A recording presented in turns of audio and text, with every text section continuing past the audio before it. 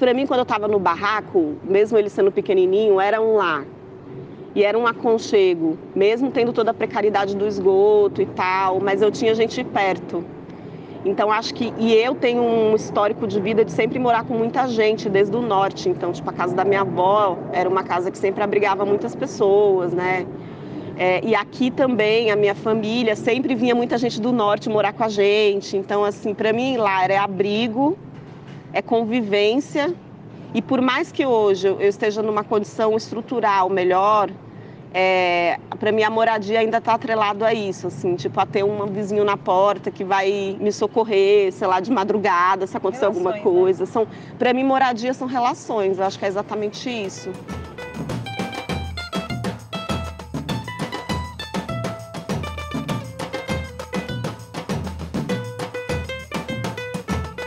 Eu moro no Real Parque já tem mais de 15 anos. Então, minha história com o Real Parque minha família, né, veio para cá na década de 90. Primeiro veio minha mãe, minhas irmãs, eu fiquei no Tocantins, que eu sou da região norte do Tocantins. E daí depois que eles conseguiram um trabalho, conseguiram um barraquinho, daí eu vim, né, pensando um pouco nos estudos, enfim, minha família veio buscar também trabalho. E aí tem, acho que 15 anos, eu vim com 12, né, pra cá. Mas aí eu ficava vindo, voltava um pouquinho pro norte, mas me estabilizei mesmo aqui a partir dos 13, 14 anos. Que eu comecei a morar, de fato, aqui na favela. Minha primeira moradia, tipo, no Real Parque independente, porque assim, esse aqui é o Singapura. Na época, na década de 90, minha mãe, com nós todas, né, éramos em 5 irmãs, a gente ganhou esse primeiro, ganhou não, né? A gente fez parte desse primeiro projeto habitacional. Aí eu fiquei uns 2 anos, que era só essa parte urbanizada. Daí fui morar dividir com amigos o aluguel num outro barraquinho, para poder estudar, porque a casa era muito cheia e tal. Aí, depois que eu terminei a faculdade, eu comecei a trabalhar, comecei a morar de aluguel também aqui nesses predinhos. Teve um período da minha vida que eu saí, fui tentar morar na Vila Sônia, numa casa, já tinha dinheiro para alugar uma casa e tal. Só que eu fiquei lá 2 anos, assim, tipo, não rolava, porque não tinha vizinhança, não tinha afetos, assim.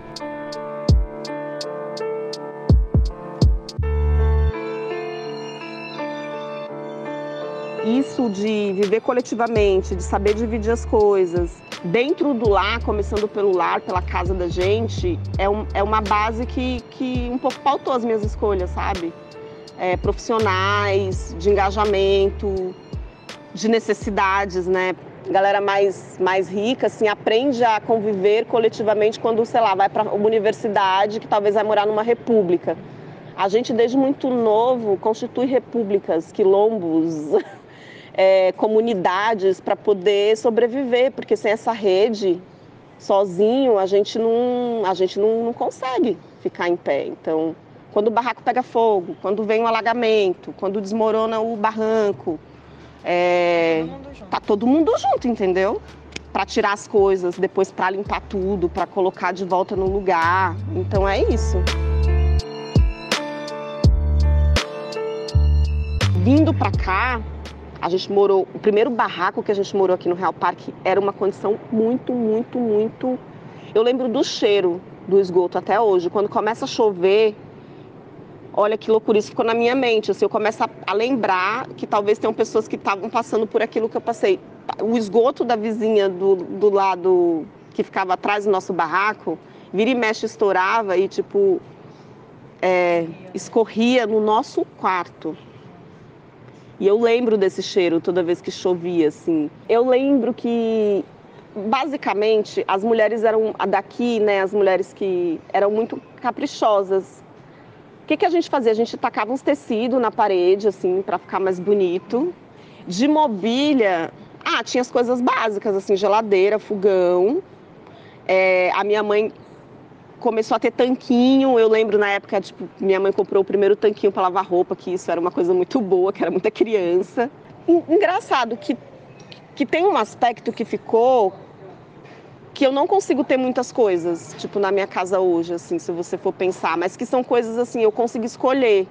E eu sinto que a partir do momento que você tem um lugar mais estruturado, mais organizado, que você não está olhando o esgoto o tempo inteiro, você consegue visualizar, projetar outras coisas para sua vida, para a vida dos seus, olhar para frente, sabe? Que é tipo isso, pensar no móvel, mas pensar para além disso, sabe? Pensar que então minha filha tem que estudar numa escola melhor, tem que ter um posto de saúde melhor. Dentro do projeto de urbanização do Real Parque estava prevista a construção de uma creche e a construção de uma UBS, que é uma UPA um pouco mais estruturada para dar conta dessa demanda, porque tem gente que vem ser atendido, que é do Paraisópolis, que é aqui do entorno. E assim, a nossa UBS, a UBS que foi construída para fora, porque daí a ideia é ter uma aqui dentro, ela não passa uma maca. A luta da comunidade para voltar a se mobilizar são essas duas frentes que a gente quer.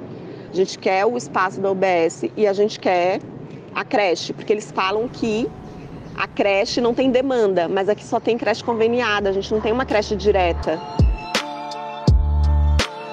Morar no Real Parque me possibilita viver essa maternidade com um pouco mais de tranquilidade. Porque eu tô aqui com vocês e a Tereza tá com minha mãe.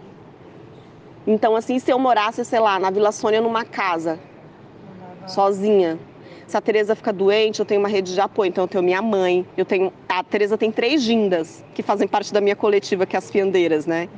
Então, assim, qualquer coisa, eu tenho um suporte muito grande. Por que você luta, assim, pelo Real Parque?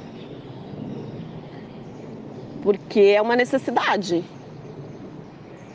É uma necessidade, não é uma escolha. Tem uma geração toda que está aqui no Real Parque ainda e que a gente precisa dar, não é dar conta, mas a gente precisa que eles fiquem bem. Eu quero que a Tereza consiga viver com mais leveza, sem ter que ter tanta coisa para dar conta, né?